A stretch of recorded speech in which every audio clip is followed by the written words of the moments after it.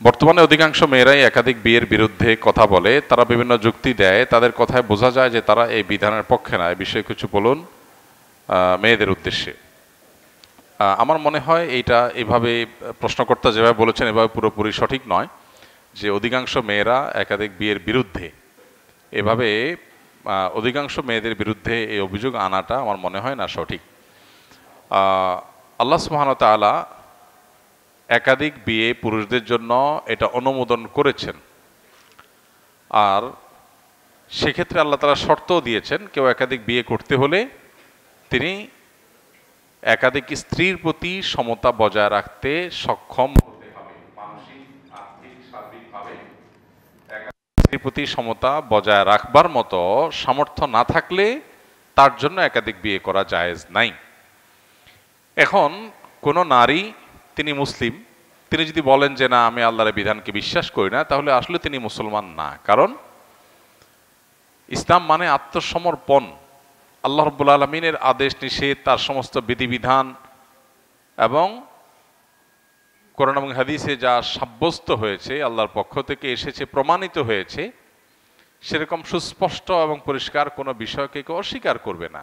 এটাই হলো মুসলমানিত্ব, এটাই হলো প্রকৃত আত্মসমর্পণ, নিজেকে সারেন্ডার করা। তো আমি ইসলামের সব মানি, এটা মানি না, তাহলে এটা পরিপূর্ণ কি হলো না? আত্মসমর্পণ হলো না। এটা হলো আংশিক আত্মসমর্পণ। আমার যেটা ভালো লাগে সেটা আমি মানব, যেটা ভালো লাগবে না সেটা আমি মানব না। এটা যদি আমার থিওরি হয়, তাহলে সেক্ষেত্রে আমি আসলে আল্লাহর বান্দা না, আমি হলাম আমার প্রবৃত্তির বান্দা, আমার বুঝের বান্দা। আমার বুঝ হলো আমার রব। বুঝকে তাহলে কেউ সৃষ্টিকর্তা বা আল্লাহর জায়গায় বসাইছে, যে আমার যা বুঝে আসছে, তাহলে নিজের রব নিজে এরকম দাবি করছে অনেকটা, নাউজুবিল্লাহ। আর যদি কেউ বলে আল্লাহ আমার রব, সৃষ্টিকর্তা, পালনকর্তা, তাহলে সেক্ষেত্রে আল্লাহ তাআলা অনেক কিছুই বলেছেন যেটা আমার বুঝে আসবে না, তারপর আমি সেটাকে মেনে নিব। পৃথিবীতে বহু বিষয় আছে যে বিষয়গুলো বাহ্যিকভাবে খোলা চোখে আমাদের কাছে যৌক্তিক মনে হয় না, কিন্তু সেটার যৌক্তিকতার বহু লেয়ার আছে, বহু গ্রাউন্ড আছে।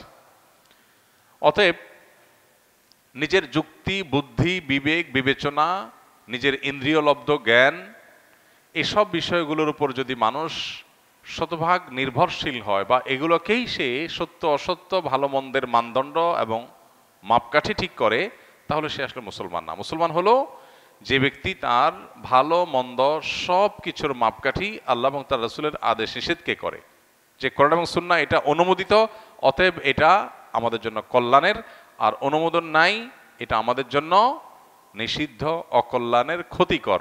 সেটা আমার বুঝে আসুক অথবা না আসুক। এই বুঝ বুদ্ধি দিয়ে পরিমাপ করা এটা কোনো মুসলিমের কাজ না। বুঝ বুদ্ধি এটা মূল মানদণ্ড না।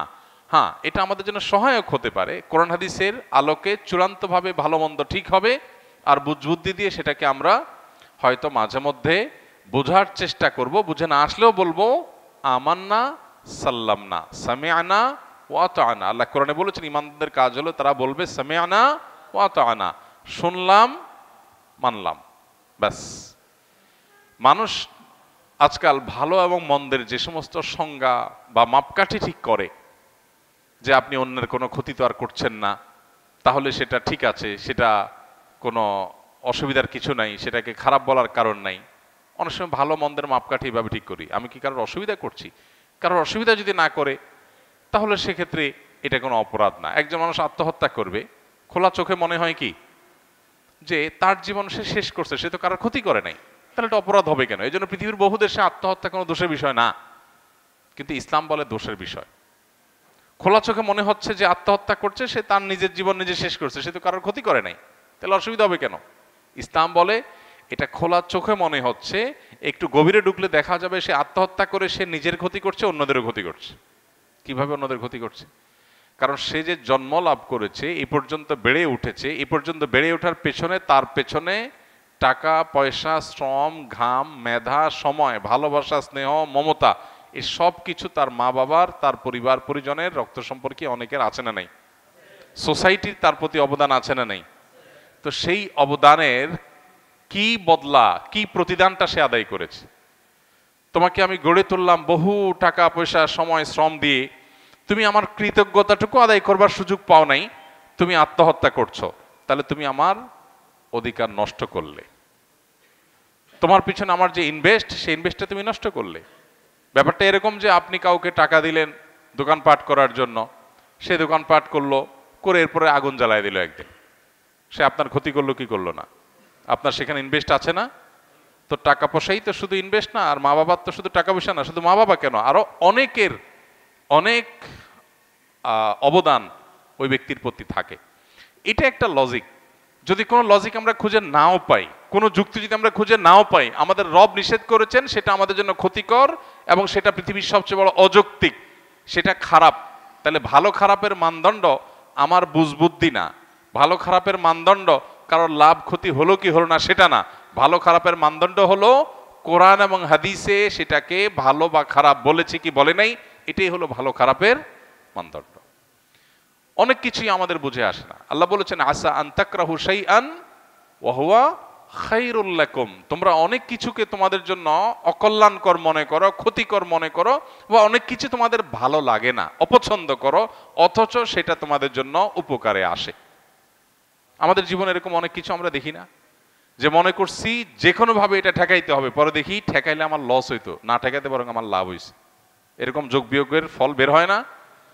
এই জন্য ইমানদার নিজের বিবেক বুদ্ধি নয়, বরং আল্লাহর ফয়সালার কাছে নিজের পরিপূর্ণ অস্তিত্বকে, সত্তাকে সে সমর্পণ করে দিবে। এর জন্যই সে মুসলমান, মানেই হলো কি আত্মসমর্পণকারী।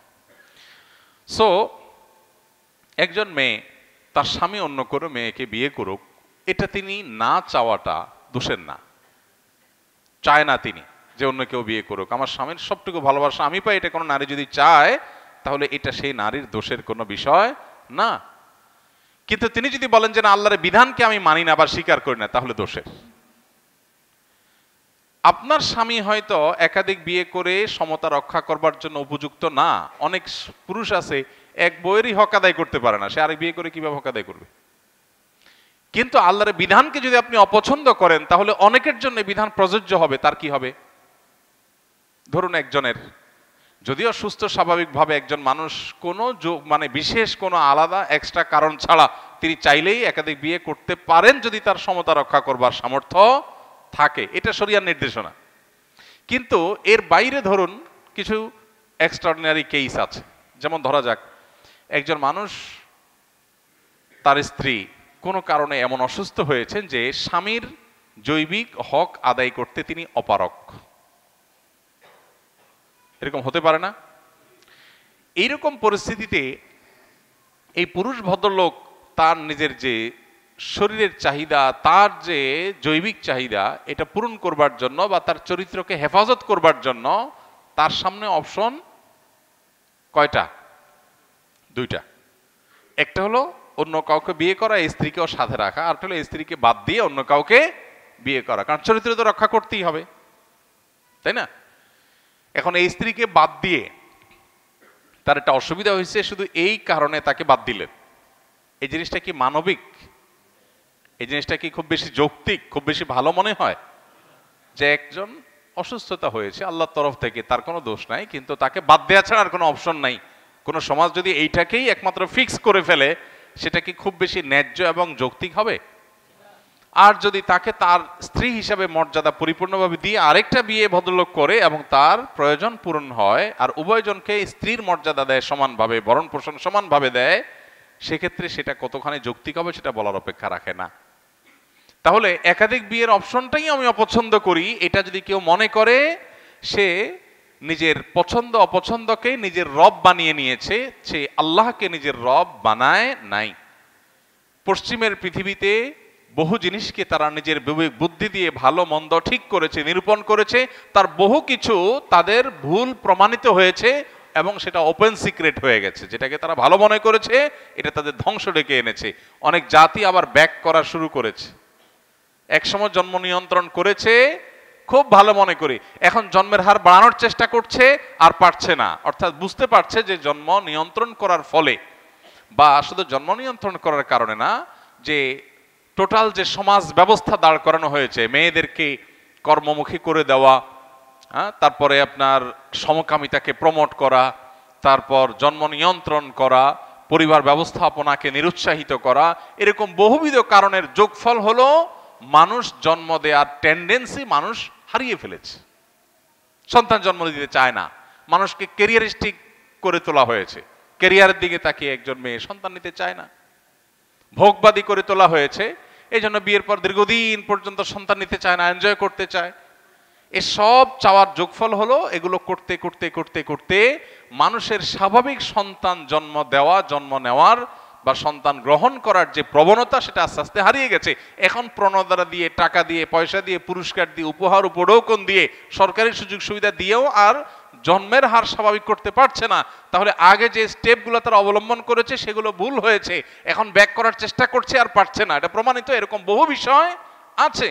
অতএব আমার কাছে কোনো কিছু ভালো মনে হয়েছে দেখেই ভালো, বাস্তবে সেটা নাও হতে পারে। আল্লাহ যেটাকে ভালো বলেছেন সেটাই ভালো, আল্লাহ যেটাকে মন্দ বলেছেন সেটাই মন্দ, আমার বুঝে আসুক অথবা না আসুক। বিশেষ করে লজিক পাগল তথাকথিত যুক্তি পূজারীদের এই পৃথিবীতে, যুক্তি পূজার এই পৃথিবীতে একজন ইমানদারের ইমানকে বাঁচাতে হলে তার এই জায়গাটাতে খুব পরিষ্কার হতে হবে যে আমার বুঝে আসুক বা না আসুক, কোরআন দিয়েছে, আল্লাহ বলেছেন, এটা প্রমাণিত, ব্যাস, দ্যাটস ইট। এটা উম্মার জন্য, মুসলিম জাতির জন্য, গোটা বিশ্ব মানবতার জন্য কল্যাণের, আমাদের বুঝে আসুক বা না আসুক। অতএব কোনো বোন, কোনো নারী তার স্বামী একাধিক বিয়ে করুক চায় না, এটাকে অপছন্দ করে, ইন্ডিভিজুয়াল কেস, এটার কারণে তার ইমানের কোনো ক্ষতি হবে না, বরং এটা প্রকৃতিগতভাবে কেউই তার কোনো কিছুতে অন্য কারোর সঙ্গে শেয়ার করতে সাধারণত চায় না। এই না চাওয়াটা এটা খুবই প্রাকৃতিক এবং এটার কারণে কারোর ইমানের ক্ষতি হবে না। কিন্তু যদি তিনি আল্লাহর বিধানটাকে অপছন্দ করেন বা মনে করেন এটা অযৌক্তিক বা মনে করেন এটা অবিচার, তাহলে তার ইমান থাকবে না। বুঝে আসছে কথা? তো এই জন্য দুই জিনিস, কিন্তু আমরা হুটহাট অনেক সময় মানুষকে বেঈমান বানায় ফেলাই। তাকফির করা, কাউকে ইসলাম থেকে খারিজ করা, এটা অত্যন্ত জটিল একটা বিষয়। এটা সাধারণ মাসলা মাসাইল বলার জিনিস না। একটা মানুষকে ইসলাম থেকে খারিজ হয়েছে এটা বলার আগে অনেক স্টেপ অবলম্বন করতে হয়, অনেক উসুল, প্রিন্সিপাল, মূলনীতি ফলো করে তারপরে ডিসিশনে আসতে হয়। এমনকি এটা একক সিদ্ধান্তের বিষয় না, এগুলো ফতোয়া বোর্ডের ডিসিশনে আসার কথা। ইসলামী শরিয়া প্রতিষ্ঠিত থাকলে রাষ্ট্রে, সেক্ষেত্রে এগুলো যেন তেনভাবে যেখানে সেখানে মাহফিলে, ময়দানে, বক্তৃতার মঞ্চে আর মসজিদের মিম্বরে যে কেউ যে কাউকে কাফের বলে দিল, বিষয়গুলো এত সহজ না। হ্যাঁ, মূলনীতি বলতে পারি আমরা, এটা করলে এটা হয়, এটা করলে ইমান থেকে খারিজ হয়। ইন্ডিভিজুয়াল কেস নিয়ে কথা বলতে হলে সেটা অনেক ভেবে চিন্তে, অনেক কিছুকে মাথায় রেখে কনসিডারে এনে তারপরে বলতে হবে। অতএব একজন মেয়ে, তিনি হয়তো না জেনে মন্তব্য করেছেন, এমনও তো হতে পারে কেউ জানেন না যে এটা আল্লাহর বিধান, তাহলে তিনি না জেনে মন্তব্য করছেন। তিনি যখন জানলেন যে এটা আল্লাহর বিধান, তিনি যদি বলেন যে না সরি আমি সারেন্ডার করলাম, আল্লাহ যদি কোরআনে বলছেন তাহলে তার কোনো সে নাই, আমি মেনে নিয়েছি, তাহলে এই ব্যক্তিকে আমি কি বলবো না? ইসলাম থেকে খারিজ বলবো না। বিষয় হলো খুব জটিল এবং স্পর্শকাতর।